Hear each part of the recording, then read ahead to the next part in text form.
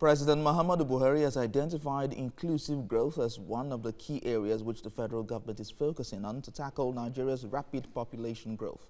The president said without inclusive growth, a large number of the country's population will remain unproductive and become a burden to the society and the nation.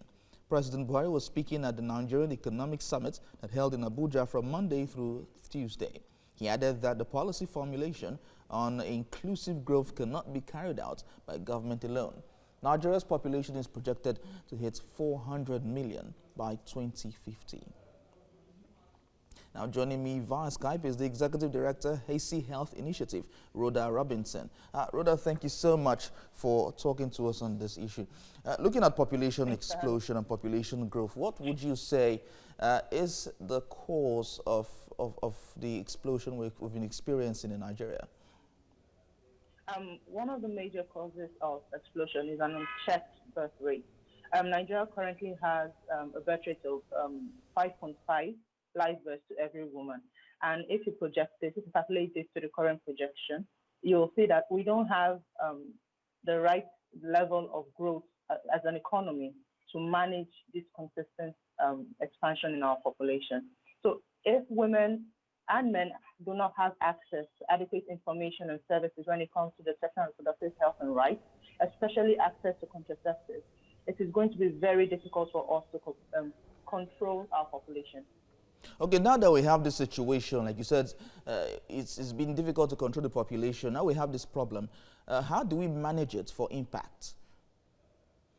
Okay, as the president has said in his speech, we do need an inclusive development and inclusive growth, but it does not just stop at providing or investing in basic amenities such as health and food. It includes investment in new infrastructures, new ways of creating a vibrant economy, investment in young people as well. We need to start diversifying the way we look at how the economy should be growing.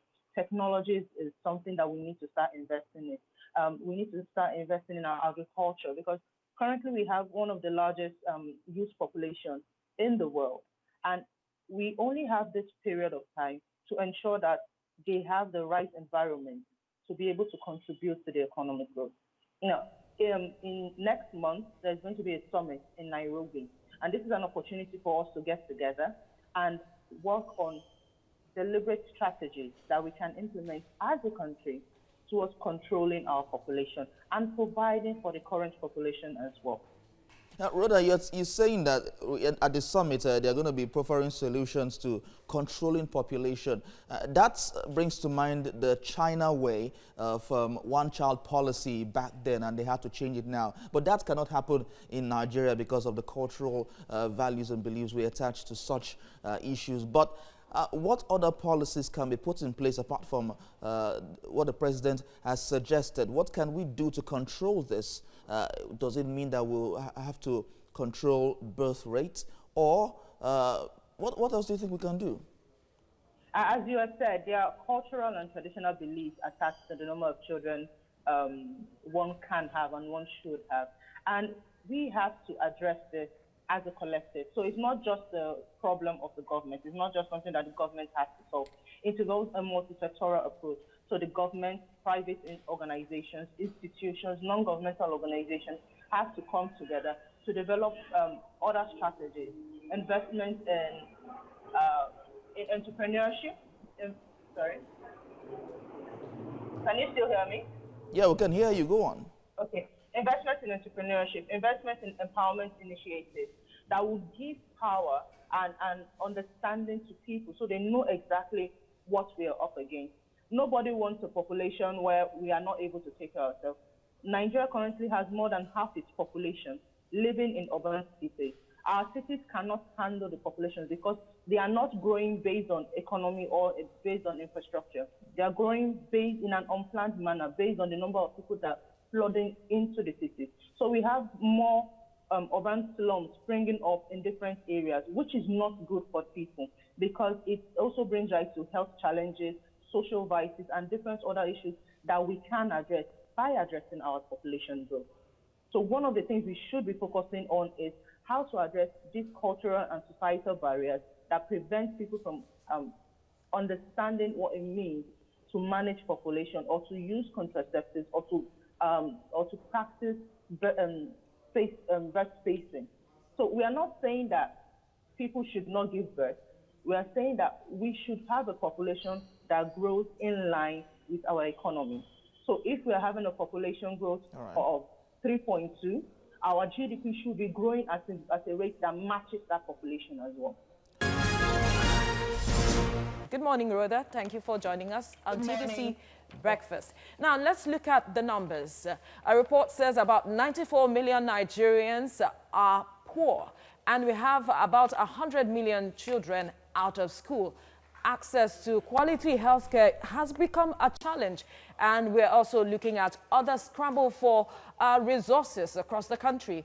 How effective would inclusive growth be to tackle all of these challenges? Thank you.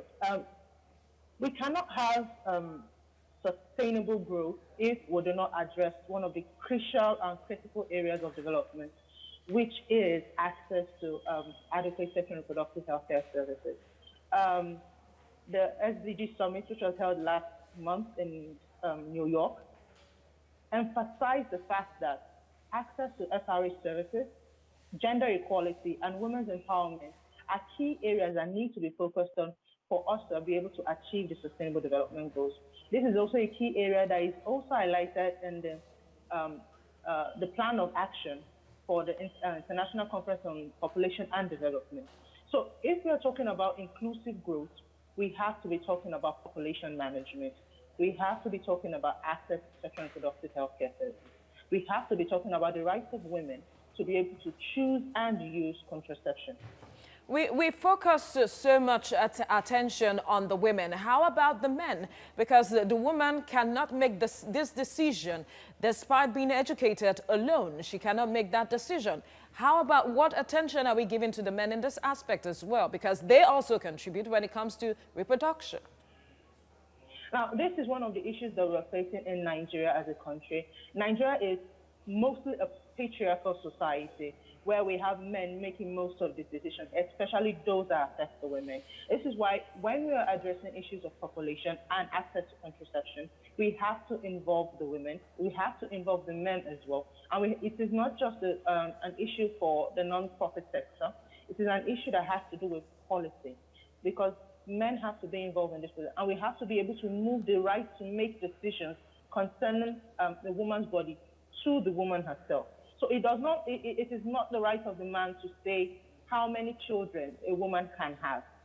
It is a joint decision that he has to make. So we have to push for gender equality as well in this issue, which is why it forms a major aspect of development goals. Now, another issue, if you wrote out, is the aspect of having these discussions in terms of religion and culture.